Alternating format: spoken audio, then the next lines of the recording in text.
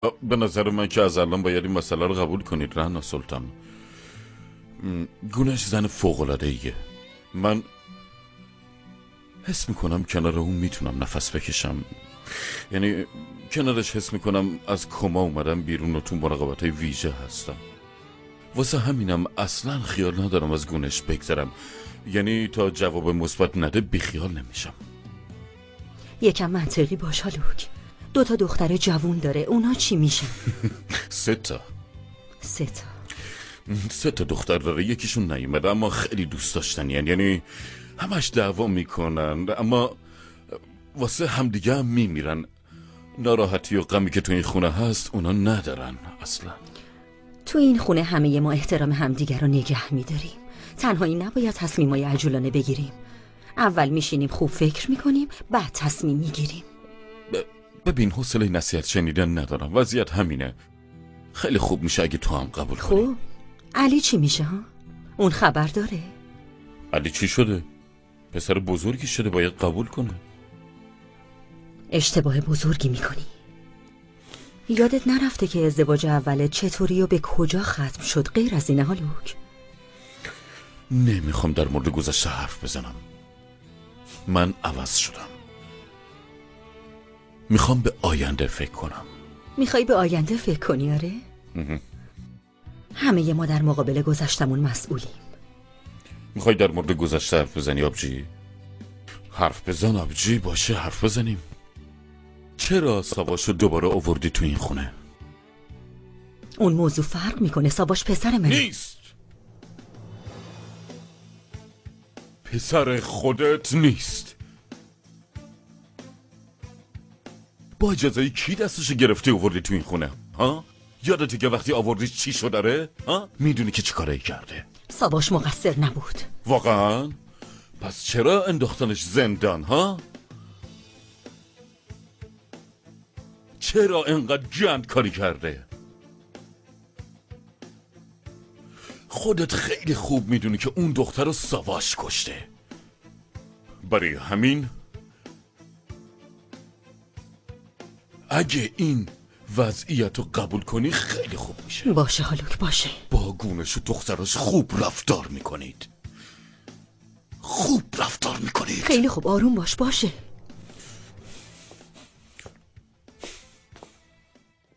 بفرمایین گونش خانم. یکم خسته شده بودیم. بچه هم خستن، الان دیگه میان.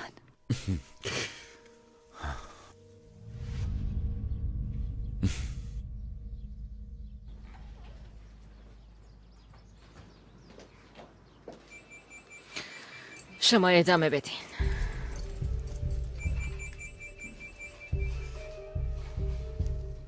اینجی سبیلای جون، اگه مهم نیست بعدن زنگ بزن، الان دارم کارهای کاتالوگ آماده میکنم. خب یه چیزی هست که اگر بهت نگم خودمو نمیبخشم. برای همین چی شده؟ آقا هالوک با یه خانم اومده خونه. یه خانم؟ آره میخوان با هم ازدواج کنن سبیلای.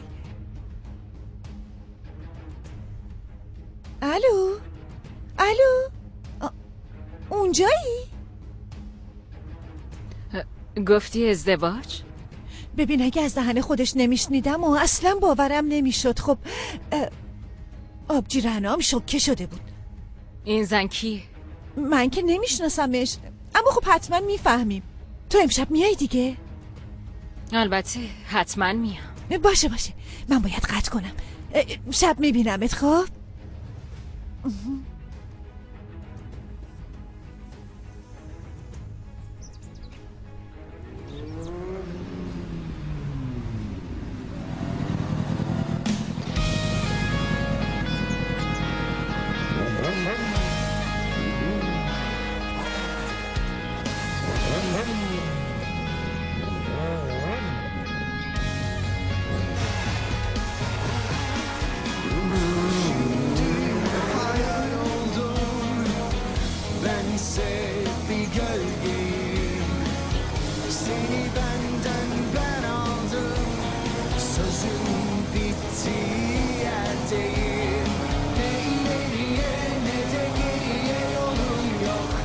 çıkışım nedir? Bir kaçışım yok.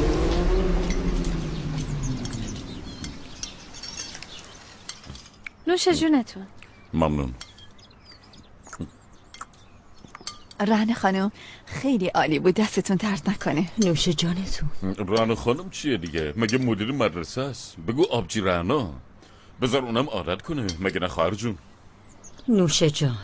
ممنونم.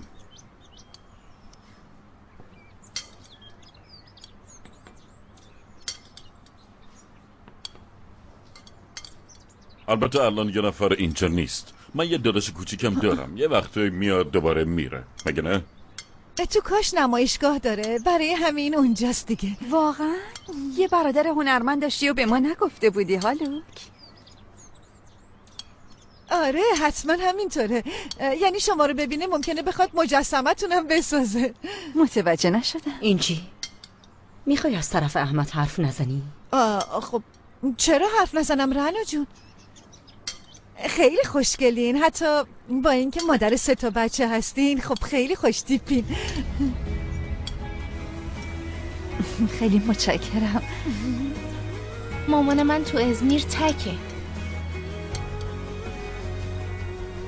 خیلی کسا خواستنش اما مامانم ردشون کرد. سلی جون قرارمون چی بود عزیزم؟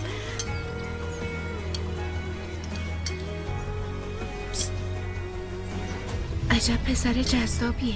کی؟ پسر دادو شالوک. ساکت میشنوم. شما ازمیری هستی؟ بله. خب شاغلی؟ معلم ادبیاتم. خیلی معلم خوبیه. چون معلم ما هم هست اینو میگم. اینقدر دخالت نکن.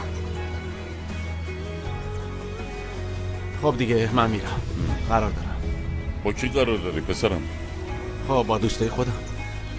با اون سوسولا. میتونم برم؟ اگه دخترارم ببری آره، چرا نمیشه؟ اونم حوصله‌شون تو خونه سر رفته. بابا به نظرم که عالیه. هالوک تو عمل انجام شده قرارش نده. این چه حرفی میزنی؟ دختر بلندشین، علی شما رو میگردونه. بعدش اگه منم نمیگفتم علی خودش دعوتتون میگه، مگه نه پسرم؟ البته شما بیا. پاشو پری. علی جان لطفاً به موقع برگردین. باشه نوشه جون.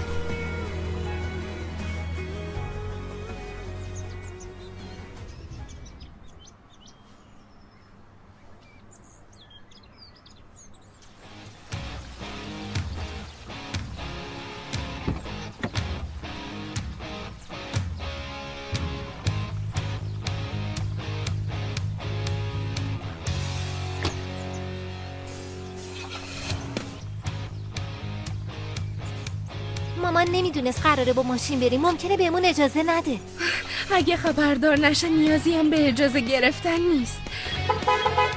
زود باش دیگه. باشه.